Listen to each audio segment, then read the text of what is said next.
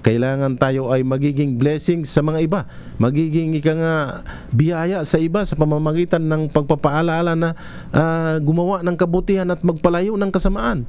Pag tayo mismo gumagawa ng kasamaan, paano tayo maging blessings ng mga ibang tao?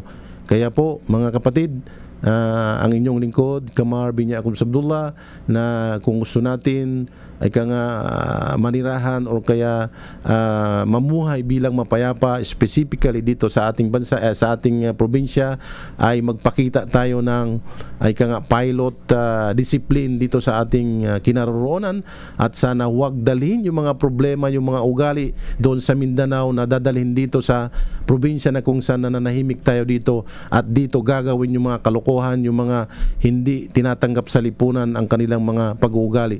Yan po ay ating tinututulan bilang isang mamamayan, bilang isang mabuting Muslim na sumusunod sa aral ng Islam.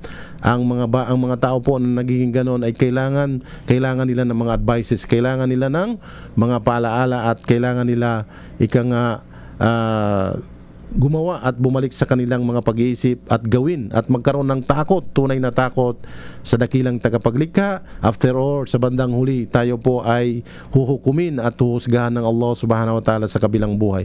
So ang paghukom doon ay nakabase po sa kung ano yung ginawa natin dito, ano yung kinilos natin dito, ano yung mga aktibidades na sinabuhay natin dito. Kapag tayo ay sumablay, sablay din po sa araw ng paghukom, at tayo po ay itatapon sa kaparusahan doon sa kabilang buhay.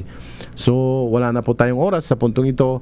Ako pa rin po ang inyong lingkod, Qamar bin Yaqub Sabdullah, na nagpapasalamat sa buong puwersa po ng himpilang ito, sa ating kasama sa technical side, si Jason, at sa lahat na po ng nakikinig sa ating programa. Isang mapayapang hapon sa inyo. Wailalika. Wassalamu alaikum warahmatullahi wabarakatuh.